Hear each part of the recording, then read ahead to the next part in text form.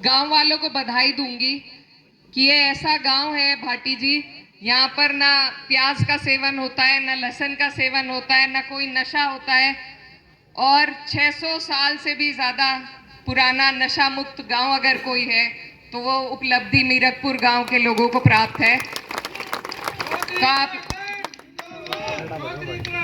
जिंदाबाद। ये एक आदर्श गांव अगर सही मायने में कोई है और जिस राह पे सबको चलना चाहिए तो आप लोगों से सीख लेने की जरूरत है। यहां से मेरा एक और नाता भी है। मेरे पिताजी मरहूम चौधरी मुनव्वर हसन जी आपके सांसद भी रहे हैं और मैं बहुत छोटी थी जब यहाँ से उन्होंने चुनाव लड़ा था मुजफ्फरनगर सीट में, तब देवबंद लगता था और हाथों हाथ आपने उनको लेने का काम किया था और उनको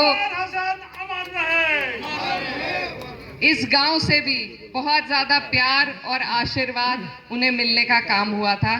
तो आज दोबारा यहाँ आपके बीच में आकर ये मेरे लिए एक भावुक पल है, क्योंकि मुझे याद है कि जो ननौता में उनकी आखिरी रैली जो हुई थी उसमें भी हमारे विधायक जी मनोज चौधरी जी वहाँ पर मौजूद थे और उस टाइम पे फोटो वीडियो कम ही चलते थे, तो वो आखिरी वीडियो उनकी भाषण देते हुए है और उसमें भी हमारे विधायक जी साथ थे। आज मुझे सौभाग्य मिला कई वर्षों बाद उनकी इस कर्म स्थली पर विधायक जी के साथ खड़े होने का, तो ये मेरे लिए बहुत बड़ा दिन है। हमारे बीच में बहुत सारी बातें सभी लोगों ने कही, खास तौर पर राजकुमार भाटी जी ने जिस तरीके से हमें बातें बताई, ये सारी चीजें एक समाज को जागरूक करने की चीज है। जनप्रतिनिधि होते हैं, आपकी सेवा के लिए हैं और सिर्फ एक मुख्यमंत्री से हर आदमी नहीं मिल सकता। जरूरी है कि जो बीच में आपका पैरोकार हो वो भी मजबूत हो। मेरे पिताजी को पश्चिम का मुलायम सिंह कहा जाता था, पश्चिम का सीएम, क्योंकि अपने एक एक आदमी के काम के लिए वो लड़ने मरने का काम करते थे।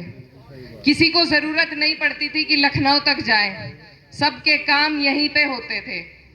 तो आज जो आपके बीच में जनप्रतिनिधि हैं, क्या वो आपको ये एहसास दिला पा रहे हैं कि आपको कहीं जाने की जरूरत नहीं है? क्या घर बैठे आपके काम पूरे हो रहे हैं या नहीं?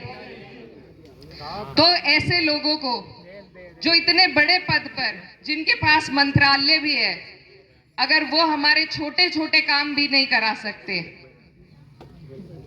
तो उनका क्या फायदा है? इसलिए ऐसा पैरोकार चुनिए जो मजबूत हो, जो घर पे आपको सेवा देने का काम करे।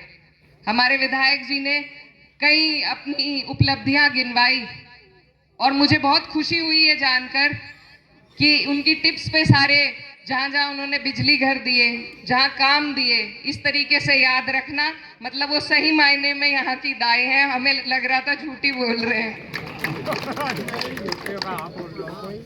हर इंसान की पहचान कई तरह की होती है, अपने गांव से जुड़ी, अपनी भाषा से जुड़ी, अपने धर्म से जुड़ी, अपनी जाति से जुड़ी। इन पहचानों का सम्मान करना हमारा फर्ज है, हमारा कर्तव्य है। मैं जब विदेश से पढ़कर लौटी थी तो बहुत से लोग मुझसे पूछते थे कि आपकी बोली ऐसी क्यों है, लगता नहीं विदेश से पढ़ के आई हो। तो मैं यही कहती थी कि अपनी तरफ, अपनी जड़ों की तरफ आदमी का झुकाव जरूर होता है। मैं जहां से आती हूँ यहाँ हमारी बोली खड़ी है, तो इसीलिए मेरी भाषा ऐसी है, चाहे कहीं भेज दो ऐसी की ऐसी ही रहेगी। अपने गांव से जो आपका रिश्ता है वो ऐसा ही रहेगा। एक आदमी की कई पहचानें होती हैं, उन पहचानों को हमें आपस में भिड़ाना नहीं है। उन पहचानों का सम्मान करके एक धागे में पिरोने की हमें जरूरत है। और ये धागा हमारे माननीय राष्ट्रीय अध्यक्ष अखिलेश यादव जी ने हमें तैयार करके दिया है पीडीए के रूप में। उसे आप पिछड़ा, दलित, अल्पसंख्यक समझे या मुझे तो आज बेहतर लगा जो राजकुमार भाटी जी ने बताया, क्या था जी, पीड़ित, दुखी और अपमानित। तो आज से हमारा पीडीए यही है कि पीड़ित व्यक्ति, दुखी व्यक्ति और इस सरकार के द्वारा प्रताड़ित और अपमानित व्यक्ति, हम सब अगर एकजुट होंगे, हम सब अगर एक धागे में पिरोए जाएंगे, अपने उस धागे को मजबूत करेंगे, तो हमारी संख्या बढ़ेगी, इससे घटेगी नहीं। किसी भी व्यक्ति की, किसी भी समाज की पहचान हमेशा संख्या से होती है, और अगर मैं आपसे दिल मिला के जुड़ना चाह रही हूँ तो इसमें हम दोनों का फायदा है, मेरा अकेली का फायदा नहीं है। ये बात समझने की जरूरत है। और आज मैं सुबह से थोड़े भावुक उसमें हूँ, क्योंकि मुझ पे ऐसे ऐसे इल्जाम लगाए जा रहे हैं, उंगली उठाई जा रही है। मैं जिस घर से ताल्लुक रखती हूँ, हमने कभी धर्म जाति की राजनीति नहीं करी, हमेशा सबका सम्मान किया है, हमेशा सबको साथ लेकर चलने का काम किया है, और यही मेरी विरासत है और इसे ही मैं आगे बढ़ाना चाहती हूँ। अभी आप सब जानते होंगे, मुझे देरी इसलिए हुई क्योंकि मैं छापुर गांव में गई थी, जहां मंदिर का एक विवाद खड़ा किया गया। मैं उनके खुद कटघरे में जाकर खड़ी हुई और गांव वालों से मेरी क्या भाई अभी बंद कर दिया ताल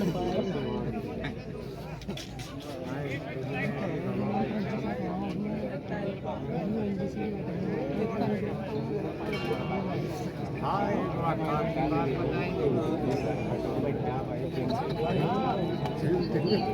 खत्म हो गया अपने घर में और रह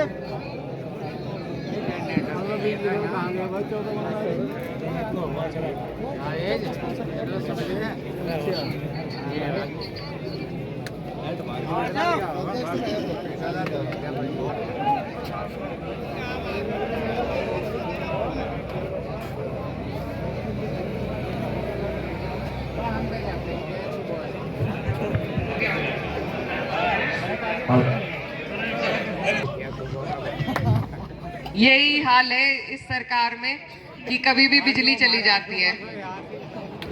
इतने बिजली घर दिए फिर भी समाधान अभी नहीं हुआ, तो और की जरूरत है हमें। तो मैं आपको बता रही थी छापुर की घटना, और मैं उस पर थोड़ा सा प्रकाश डालना चाहती हूँ कि कुछ लोग इस तरह के प्रोपेगेंडे बनाकर एक जो एकता इस समाज में आई है 36 बिरादरी में, उसको तोड़ने का काम कर रहे हैं, इल्जाम उठाने का काम कर रहे हैं, क्योंकि इसके अलावा भाजपा के पास कोई तरीका नहीं है आगे बढ़ने का, इस चुनाव के लिए वोट मांगने का। तो धीरे धीरे ये घटनाएं बढ़ती जाएंगी, आपस में भिड़ाने के काम होते रहेंगे। लेकिन मैं आज इस चीज से उभर कर आई हूं और आपको ये यकीन दिलाना चाहती हूँ कि ये जो प्रोपेगेंडे बनाते हैं, ये ऊपर बैठकर एक कमरे में वो वीडियो चलाते हैं, लेकिन धरातल पर जो घटना है वहां के लोगों के मन में ऐसी कोई भावना नहीं होती।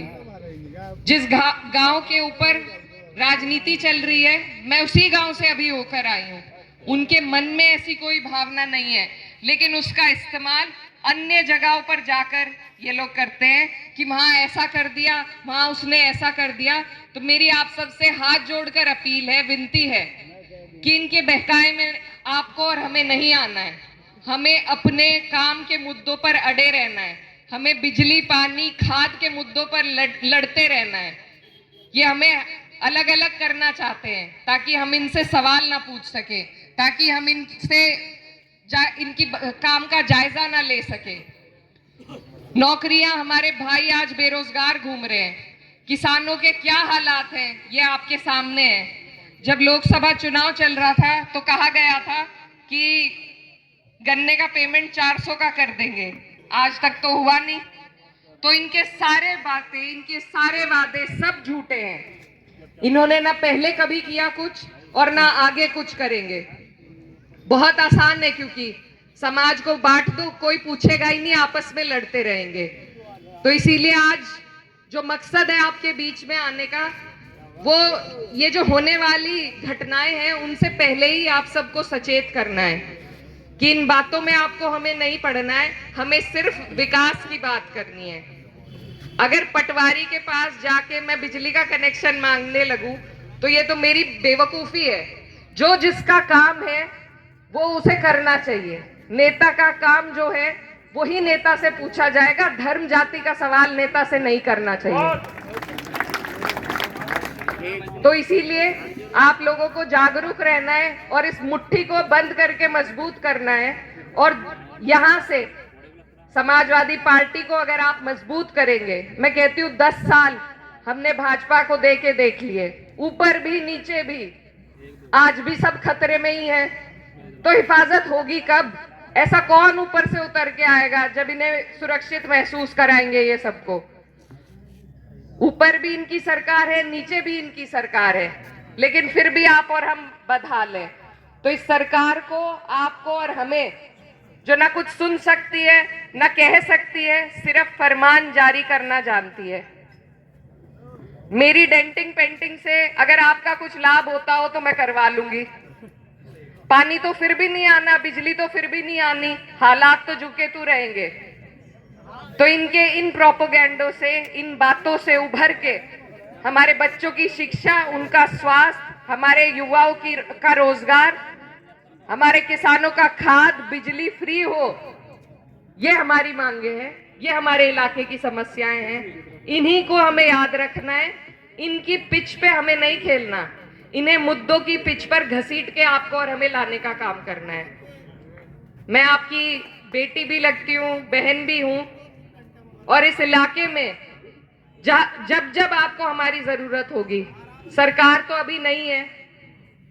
अभी एक भाई मिले थे, वो कह रहे थे उन्हें कई साल से प्रताड़ित किया जा रहा है।